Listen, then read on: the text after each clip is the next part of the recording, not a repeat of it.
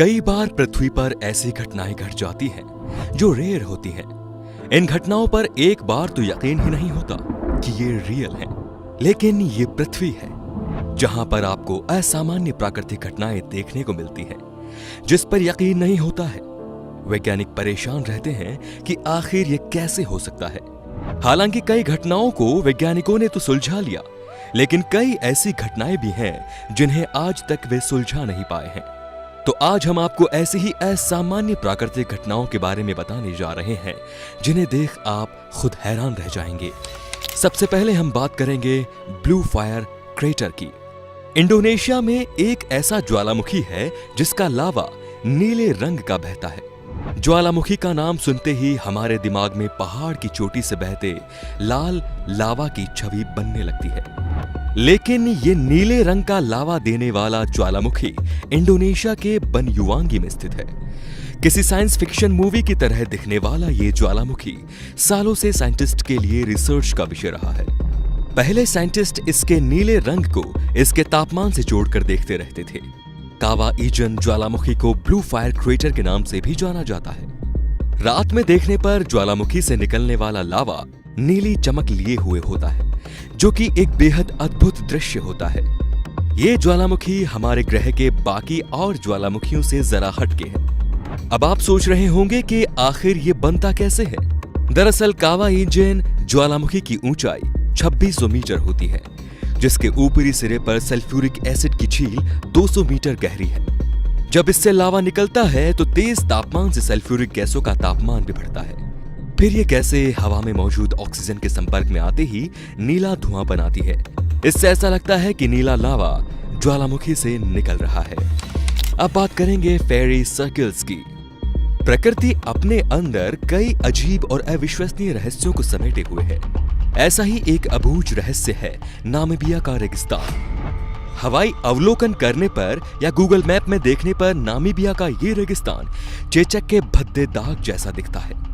शायद ये बात कम ही लोगों को मालूम होगी कि 1100 मील के दायरे में फैले और पोल्का डॉट्स के एक बड़े समूह की तरह दिखने वाले घेरे प्रकृति के सबसे बड़े रहस्यों में शुमार हैं। करीब 10 से 65 फीट के व्यास वाले इन घेरों को फेरी सर्कल्स कहा जाता है। पिछले कई दशकों में इन घेरों का रहस्य सुलझाने के लिए कई तरह की कोशिश की गई, लेकिन सफलता हासिल नहीं हो पाई। हालांकि इनमें एलियंस के आक्रमण से लेकर जहरीली गैसों के हमले जैसी कई बातें कही जाती रही हैं। एक रिपोर्ट में कहा गया कि ये घेरे रेत के भीतर रहने वाली दीमकों की वजह से बने हैं। जर्मनी के लिप्जिग शहर में स्थित हेमतोस्ट सेंटर फॉर एनवायरमेंटल रिसर्च के साइंटिस्ट स्टीफन गेजिन के मुताबिक मुद्दा यह है कि इन फेरी सर्कल्स का रहस्य सुलझाना आसान नहीं है। सर्कल्स के आसपास के पौधों को देखकर पता चला कि ये दूर से देखने पर ये किसी फैशन डिजाइनर के स्केच पैड की तरह दिखते हैं। आपको जानकर हैरानी होगी कि ऑस्ट्रेलिया में भी एक खास तरह की एक गोलाकार घास मिलती है जिसे स्पिनीफेक्स ग्रास कहा जाता है। नामीबिया के फेरी सर्कल्स भी कुछ इसी तरह की संरचनाएं मालूम पड़ती है। मूविंग स्टोन्स, ये एक ऐसी घटना है जिसमें ऐसा लगता है कि भारी पत्थरों को जैसे पैर आ गए और वो चलने लगे। वैसे अगर मामूली पत्थर खिसकते तो माना जाता कि शायद हवा के दबाव से वो खिसकते होंगे, पर इस घटना में खिसकने वाले पत्थरों का वजन 320 किलो तक का भी होता है। एक ऐसा ही रहस्य पूर्वी कैलिफोर्निया में स्थित एक रेगिस्तान में है जिसे डेथ वैली के नाम से भी जाना जाता है। कैलिफोर्निया के डेथ वैली की संरचना और तापमान भूवैज्ञानिकों को हमेशा से चौंकाता रहा है, लेकिन इससे भी ज्यादा हैरान करने वाली चीज जो है वो ये है यहाँ के अपने आप खिसकने वाले पत्थर, जिन्हें सेलिंग स्टोन के नाम से भी जाना जाता है। यहाँ के रेस्ट्राइक क्षेत्र में मौजूद 320 किलोग्राम तक के पत्थर भी अपने आप खिसककर एक जगह से दूसरी जगह चले जाते हैं। डेथ वैली में पत्थरों का खुद ब खुद खिसकना वैज्ञानिकों के लिए भी एक पहेली बनी हुई है। रेस्ट्रिक प्लाया 2.5 मील उत्तर से दक्षिण और 1.25 मील पूर्व से पश्चिम तक बिल्कुल सपाट है, लेकिन यहाँ बिखरे पत्थर अपने आप में खिसकते रहते हैं। यहाँ ऐसे 150 से भी अधिक पत्थर हैं, हालांकि किसी ने भी अपनी आंखों से पत्थरों को खिसकते हुए नहीं देखा है। सर्दियों में ये पत्थर करीब 250 मीटर से ज्यादा दूर तक खिसके मिलते हैं।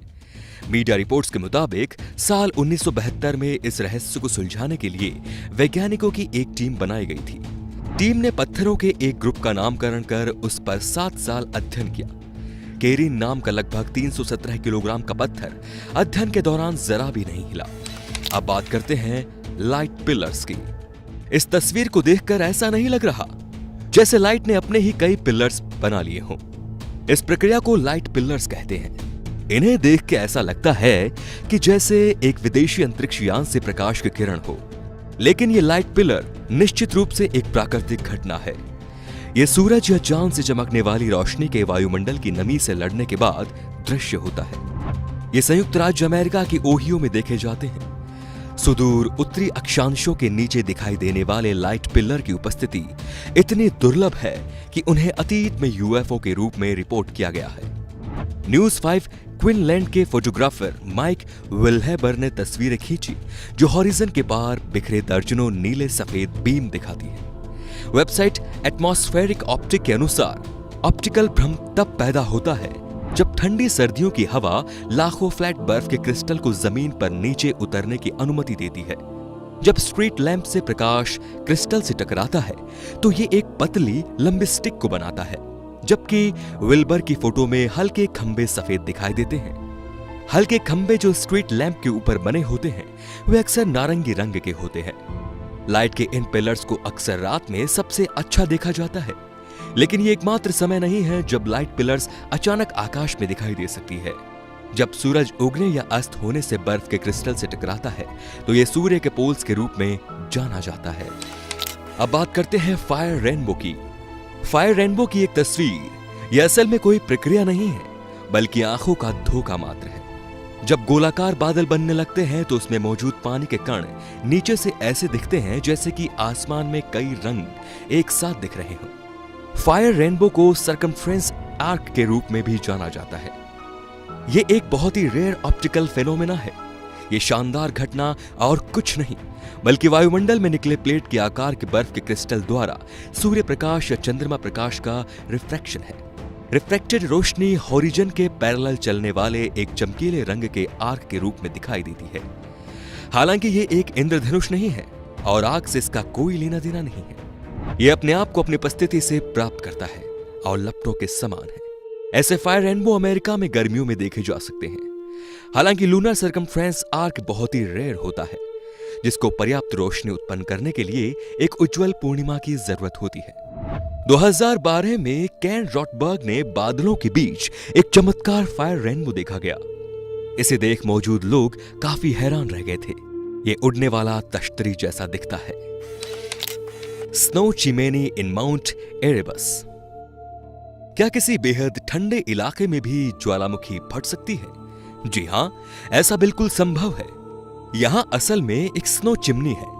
आप देख सकते हैं कि इस बर्फ के बड़े से टुकड़े से ज्वालामुखी का धुआं निकल रहा है। यह carbon dioxide, sulphur dioxide, hydrogen chloride और हाइड्रोजन सल्फाइड की तरह भाप और जहरीले गैस कॉकटेल का उत्सर्जन करते हैं। वे आमतौर पर ज्वालामुखियों के पास दिखाई देते हैं जहां गहन भूमिगत गतिविधि होती है। भाप का निर्माण भूजल द्वारा किया जाता है। जब यह गर्म मैग्मा द्वारा गर्म हो जाता है तो यह ऊपर उठता है और खुली दरार के माध्यम से दूर जाने की कोशिश करता है।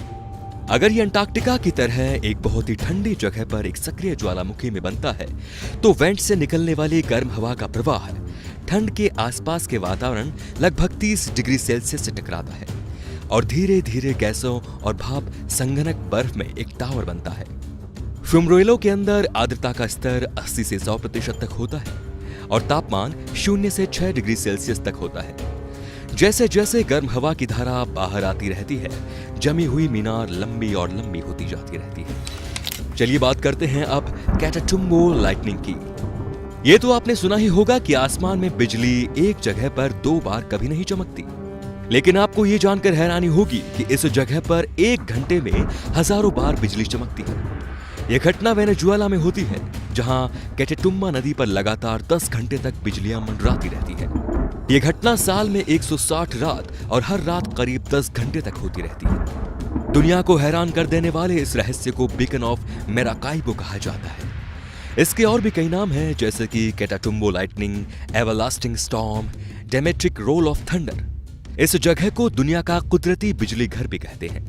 ऐसा क्यों होता है, इसका अभी तक किसी के पास कोई जवाब नहीं है। मेराकाइबो झील का नाम सबसे ज्यादा बिजली चमकने वाले स्थान के तौर पर गिनीज बुक में दर्ज है। सर्दियों के मौसम में तो कम, लेकिन बरसात के मौसम में यहाँ खूब बिजली चमकती है। एक रिपोर्ट के मुताबिक इस मौसम में यहाँ हर मिनट 28 बार बिजली चमकती है। आपको ये जानकर हैरानी होगी कि इस आसमानी बिजली की चमक इतनी ज्यादा होती है कि ये 400 किलोमीटर की दूरी से भी दिखाई देती है। लोगों का कहना है कि ये देखने में ऐसा लगता है कि जैसे आसमान बहुरंगी रोशनी में नहाया हुआ हो। अंत में है रेनबो इक्वालिप्टस। नीलगिरी का पेड़ काफी ऊंचा होता है, जिसे सामान्यतः इंद्रधनुषी नीलगिरी का पेड़ भी कहा जाता है। ये नीलगिरी पेड़ों की एकमात्र ऐसी किस्म है जो केवल New Britain, New Guinea, Seram, Sulawesi और मिंदनाओ में पाई जाती है। अद्वितीय बहुरंगी छाल इस पेड़ का विशिष्ट गुण है। इस पेड़ की बाहरी छाल के हिस्से पर हर साल अलग अलग समय पर निकलते रहते हैं, जिनके निकलने पर हरे रंग की चमकीली परत निकल आती है। इसके धीरे धीरे ये परत नीले, बैंगनी, नारंगी और फिर लाल रंग की परत में बदलती जाती है, जिससे पूरा पेड़ इंद्रधनुषी रंग में नजर आता है। तो दोस्तों, ये था आज का वीडियो। आपको कैसा लगा? अगर पसंद आया हो तो प्लीज लाइक कीजिए, चैनल को सब्सक्राइब कीजिए और वीडियो को शेयर करना बिल्कुल ना भूलें। धन्यवाद।